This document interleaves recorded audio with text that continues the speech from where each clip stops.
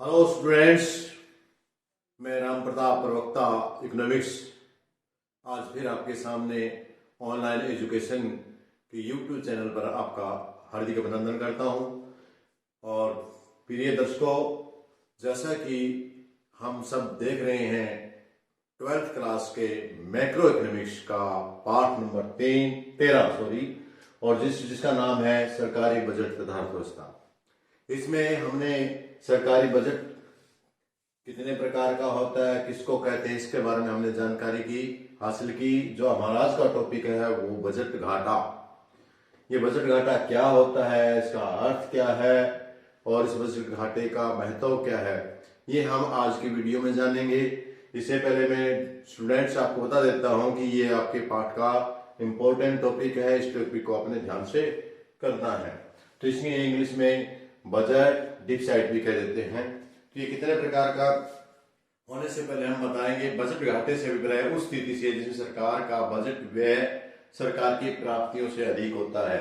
हम बार बार करते आए हैं आपकी जो प्राप्तियां हैं, प्राप्तियां बराबर व्यय। यदि ये चीज है जिसको हम कहेंगे संतुलित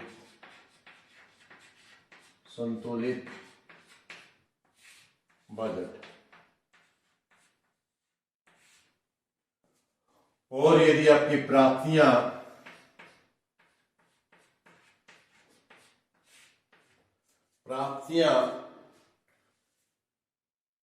व्यय से कम है या कहें कि व्यय आपका ज्यादा है तो इसे कहेंगे घाटे का बजट।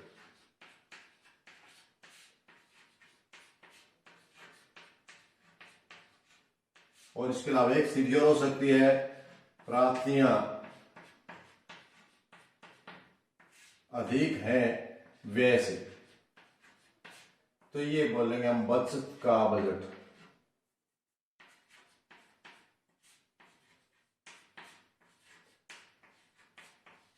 बचत का बजट। ये तीन बातें आपको जान लेनी जरूरी है।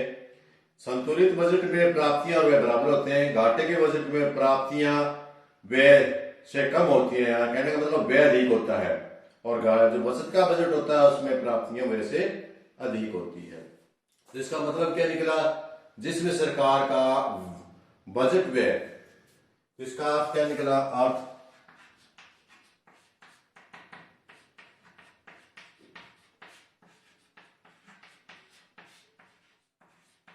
जिस बजट में कुल व्यय कुल प्राप्तियों से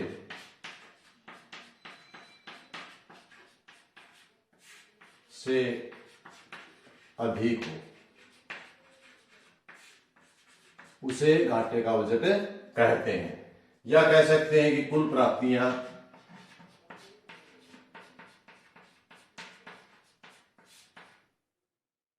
या कुल व्यय से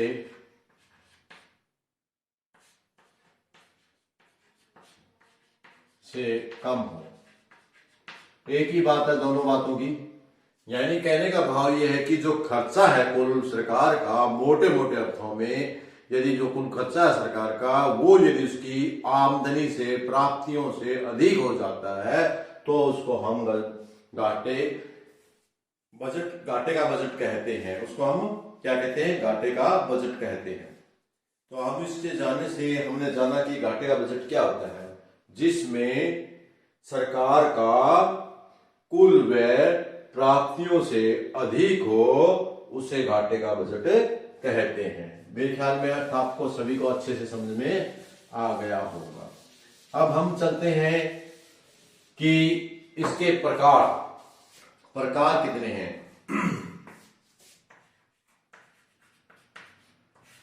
तो घाटे के बजट के कितने प्रकार हैं। नंबर 1 राजस्व घाटा,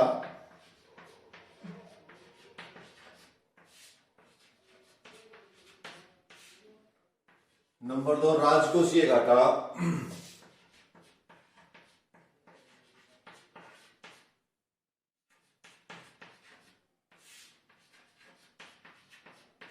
और नंबर 3 प्राथमिक घाटा।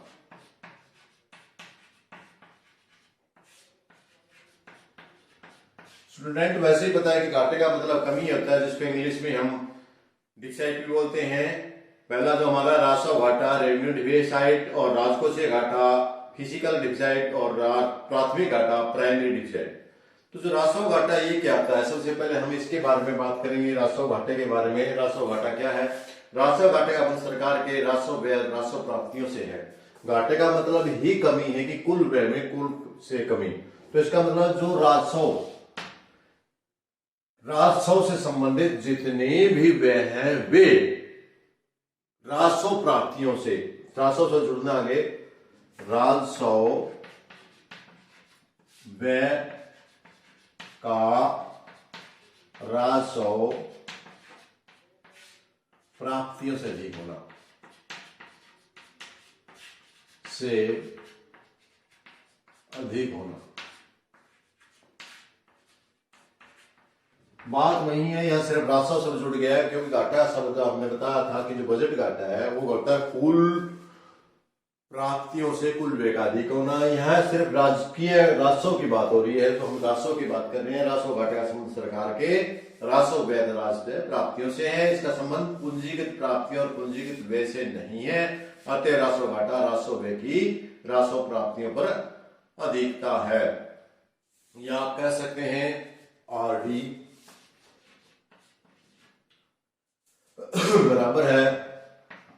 आरडी का मतलब आपका जो राजस्व डिफिसाइट, रेवेन्यू डिफिसाइट है, वो क्या है?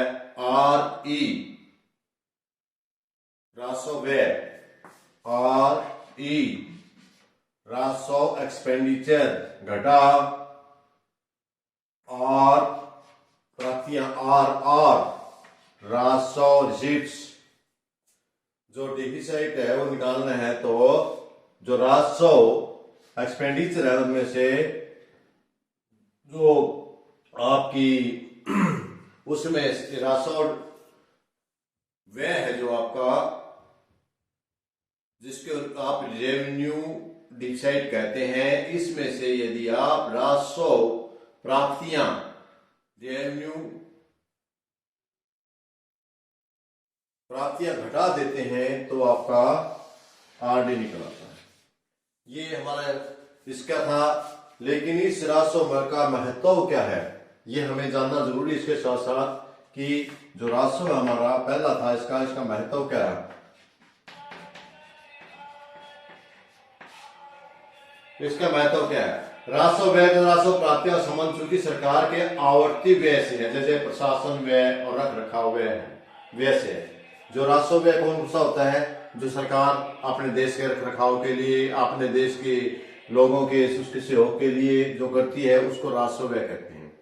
जो राजस्व व्यय होता है, राजस्व व्यय सरकार अपनी सरकार को चलाने के लिए, रख रखाव के लिए, आंतरिक व्यवस्था, बाह्य व्यवस्था को सुरक्षित करने के लिए जो उस पर खर्च करती है, उसको हम जो प्रशासन या रख रखाव के लिए करते हैं, उसे राजस्व व्यय कहते हैं। राजस्व घाटे का अधिक होना सरकार को चेतावनी देता है कि या तो वह अपना व्यय कम करें या अपनी कर और कृत्य प्राप्तियों में अधिकता करें।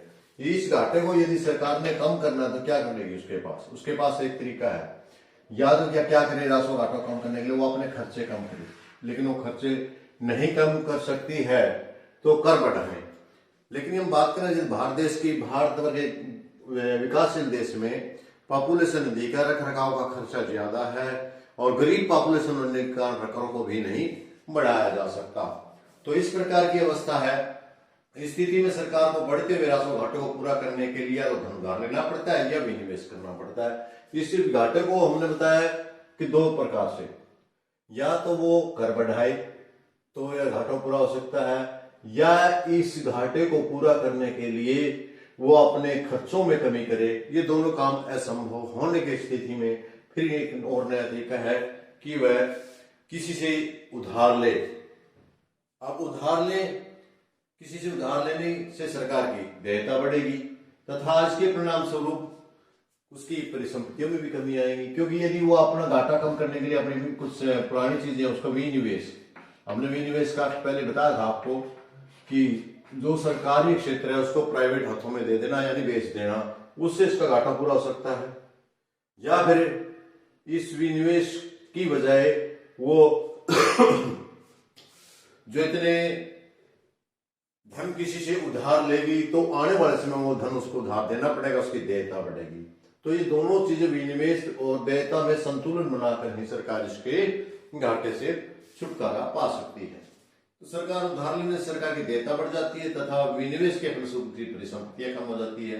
इसलिए परिसंपत्तियां तथा देयता में एक संतुलन स्थापन करने की आवश्यकता होती है, वरना तो पूर्ण जो आपकी पूरी अर्थव्यवस्था है वह संपूर्ण वित्तीय अवस्था असंतुलित हो जाएगी। तो ये हमने राजस्व घाटे के बारे में पढ़ा, इसके बारे में पढ़ा, इसका महत्व पढ़ा। अब हम बात आती है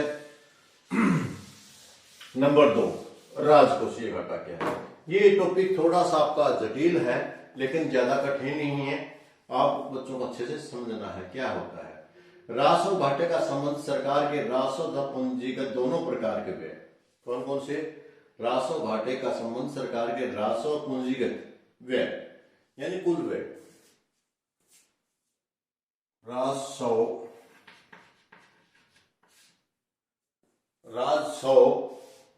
घाटे की बात हमने पूरी डिटेल से आपको समझा दी थी।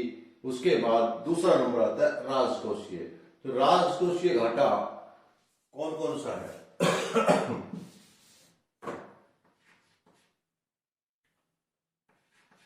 राजकोषीय,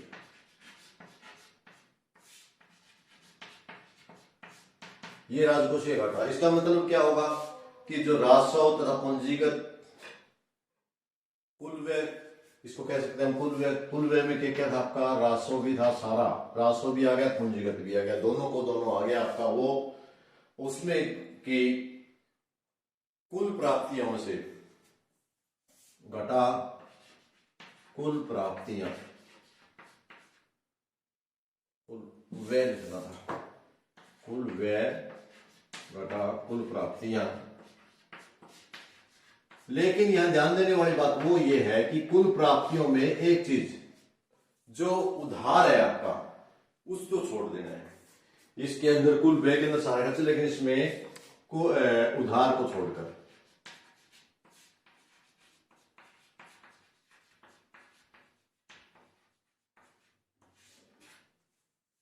या हम दूसरे शब्दों में जो राजकोषीय घाटा है वो उधार के बराबर है। यदि आप संक्षेप में समझे तो जो उधार है उसके बराबर है। यह मैं डिटेल से बताऊं तो आपको राजकोषीय घाटे का संबंध सरकार के राजस्व तथा पूंजीगत दोनों प्रकार के व्ययों तथा राजस्व और उधार छोड़कर बाकी प्राप्तियों से है। देखिए इस कुल व्यय में आपका राजस्व और पूंजीगत दोनों है, राजस्व और पूंजीगत दोनों व्यय, राजस्व प्लस पूंजीगत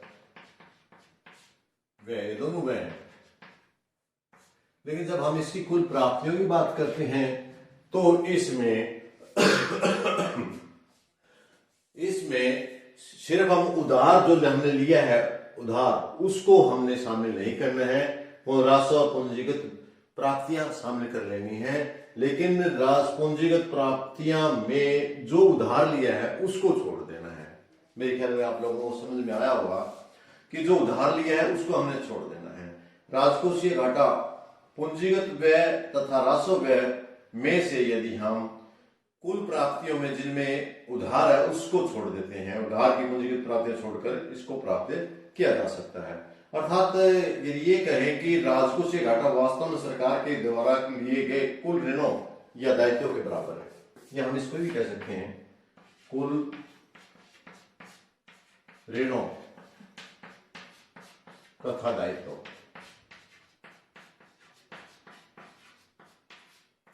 के बराबर है।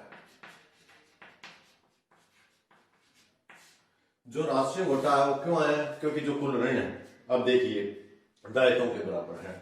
यह समझने वाली बात थोड़ी सी ये है कि उधार 3 प्रकार का हो सकता है, एक उधार देना, एक उधार लेना, एक ऋण की वापसी। जो ऋण की वापसी होती है वो हम लेते हैं तो हमारी प्राप्ति बनती है, लेकिन यदि हम उधार लेते हैं तो हमारी देयता बढ़ जाती है, और यदि हम उधार देते हैं तो हमारी प्राप्तियां बनती हैं, उधार लेते हैं तो हमारी देयता बन जाती है, और जो ऋणों की वापसी है वो इसमें शामिल हो जाएगी, क्योंकि उससे हमारी कोई देयता नहीं बनती। तो इस प्रकार आपको सिर्फ और इतना याद रखना है कि जो राजकोषीय घाटा है वो आपका कुल ऋणों तथा कुल दायित्वों के बराबर होगा, या जो कुल ऋण और कुल दायित्व हैं किसके बराबर हैं, कुल व्यय में से यदि हम उधार को छोड़कर कुल प्राप्तियों को घटा दें तो इसके बराबर हो जाएंगी। मेरे ख्याल में काफी अच्छी कोशिश की है मैंने मेरी तरफ से, आपको समझ में आया होगा, तो समझने और कोशिश करनी है आपने। अब हमारी बात आती है इसके महत्व की, राजकोषीय घाटे के महत्व की। राजकोषीय घाटा का महत्व क्या है? राजकोषीय घाटा बड़ी महत्वपूर्ण धारणा है। इसके सभी स्रोत सरकार को उधार लेने की आवश्यकता हो जाती है, क्यों? जब सरकार का कुल व्यय है वो ज्यादा हो जाता है, कुल प्राप्तियां थोड़ी कम होती हैं, तो उसको पूरा करने के लिए उसको उधार लेना पड़ता है। राजकोषीय घाटे का अधिक होना इस बात का प्रतीक है, सरकार को अधिक उधार लेना पड़ेगा। तो राजकोषीय घाटे का महत्व हम जानने से नंबर एक, मुद्रास्फीति को उत्पन्न करता है। ये घाटा है क्या करता है? मुद्रास्फीति।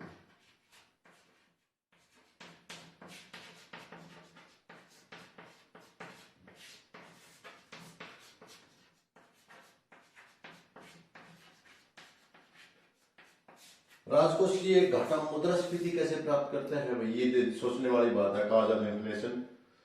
क्योंकि मुद्रास्फीति क्या होती है? पैसे का बढ़ जाना। जब राजकोषीय घाटा होता है तो सरकार केंद्रीय बैंक से उधार लेती है, और केंद्रीय बैंक नए नोट छापता है, और नए नोट छापता है मार्केट में या अर्थव्यवस्था में पैसा बहुत ज्यादा फैल जाता है। पैसा ज्यादा फैलने का नाम ही मुद्रास्फीति है, जिसके कारण कीमतें बहुत ज्यादा बढ़ने शुरू हो जाती है। इसलिए इसके फलस्वरूप मुद्रा प्रचलन में मात्रा बढ़ जाने का मुद्रास्फीति और कीमतों में बढ़ जाने की स्थिति पैदा हो जाती है। दूसरे विदेशों पर निर्भरता में वृद्धि।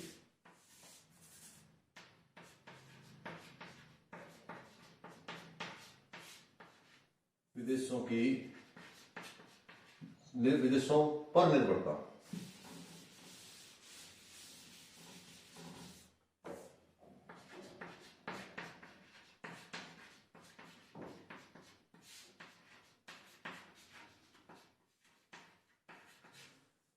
स्टूडेंट्स, यदि हम उधार दूसरे देशों से लेंगे, विदेशों से लेंगे, तो विदेशों से लेने के कारण उन पर हम निर्भर ज्यादा हो जाएंगे, उनको ब्याज देंगे, ब्याज का ब्याज देंगे, उन पर निर्भर रहेंगे, और ये गुलामी की ओर संकेत करता है। यदि सरकार शेष विषयों से उधार लेती है तो इसके परिणामस्वरूप सरकारों की दूसरे देशों की हमारे देश पर निर्भरता बढ़ जाती है। जो देश उधार लेते उस पर, और विदेशी ऋणों का उधार देने वाला देश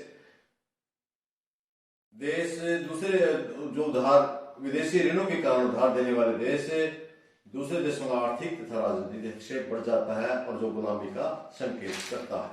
और इसके बाद जो अगला महत्व है इसका वो प्रकट होता है भावी पीढ़ी। देश की जो भावी पीढ़ी है उसके लिए वित्तीय भार।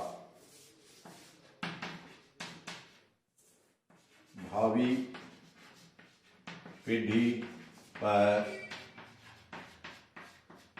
वित्तीय भार। डियर स्टूडेंट, सीधी सी बात है, जब हम उधार लेंगे, दूसरों से लेंगे, तो हमारा ऋण बढ़ता जाएगा, हम ऋण जाल में फंसते जाएंगे, जो हमारी आने वाली पीढ़ी है उसको वो ऋण अदा करना पड़ेगा, और वो वित्तीय भार से नहीं उठ पाने के कारण देश से गुलामी की ओर जाएगा। इन ऋण और ब्याज का भुगतान भावी पीढ़ी को ही करना पड़ेगा। इसलिए जितना अधिक धन उधार लेंगे हम, उतना ही भविष्य में हमें हमारे विकास में मार्ग में बाधक सिद्ध होगा। घाटे के परिणाम, अगला है घाटे के परिणाम ऋणों में वृद्धि। घाटे के कारण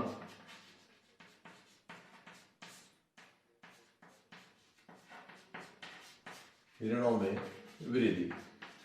सीधी सी बात है, जैसे पहले आपको बताया है कि जो घाटा होगा तो ऋण में वृद्धि होगी। हम दूसरों से ऋण लेंगे, चाहे वो केंद्रीय बैंक से ऋण लें, चाहे हम दूसरे देशों से ऋण लें, तो हमारे ऋणों की वृद्धि होती जाएगी, हम ऋण जाल में फंसते जाएंगे। इस प्रकार का एक चक्कर आरंभ हो जाएगा, जिसे घाटे को पूरा करने के लिए और उसका ब्याज देने के लिए हमें और अधिक ऋण देने पड़ेंगे, और अधिक ऋणों के कारण घाटे का बजट और भी अधिक बढ़ जाएगा। इस प्रकार के प्रभावों का कारण राजकीय घाटे को प्रोत्साहित नहीं किया जाना चाहिए। दुर्भाग्यवश भारत सरकार का 2007-08 के बजट में राजकोषीय घाटा सरकार के कुल व्यय का 20.2% था। इसलिए भारतीय अर्थव्यवस्था ऋणों के जाल में फंसती जा रही है। अब हम दो हमारे हो चुके। नंबर 1 हुआ था हमारा राजस्व घाटा, दूसरा होता राजकोषीय घाटा, और राजकोषीय घाटे के बाद नंबर 3 पर आता हमारा प्राथमिक घाटा।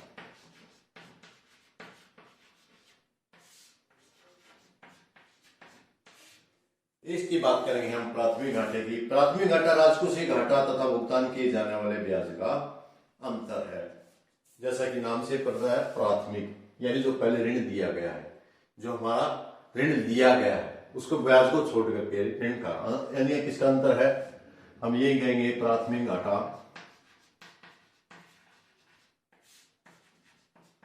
बराबर राजकोषीय घाटा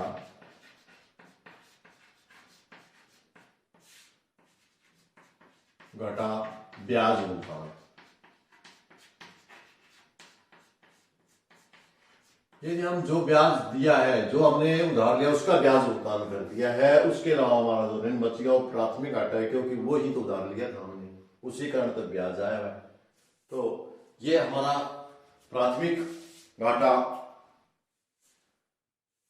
ब्याज भुगतान यदि हम राजकोषीय घाटे में घटा दें तो ये हमारा प्राथमिक घाटा आ जाता है। जहां हम राजकोषीय घाटे के द्वारा यह जानकारी प्राप्त होती है सरकार ने कुल उधार संबंधी आवश्यकता जिसमें ब्याज का भुगतान भी शामिल है कितनी है, वहां प्राथमिक घाटे के द्वारा यह जानकारी प्राप्त होती है सरकार को उधार संबंधी आवश्यकता जिसमें ब्याज का भुगतान शामिल नहीं है कितनी है।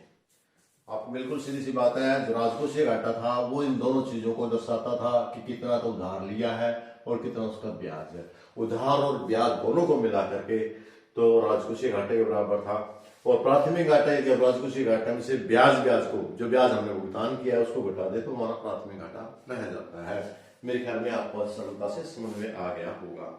भारत सरकार लिए गए उधार पर कितना ब्याज देना है ये तथ्य से स्पष्ट हो जाता है कि 2007 और 8 के बजट में राजकोषीय घाटा कुल बजट व्यय का 20.2% था, जबकि प्राथमिक घाटा केवल 4% था। इससे क्या होता है कि 2007-08 में कुल बजट व्यय में 20.2% भाग केवल ब्याज भुगतान के लिए किया गया।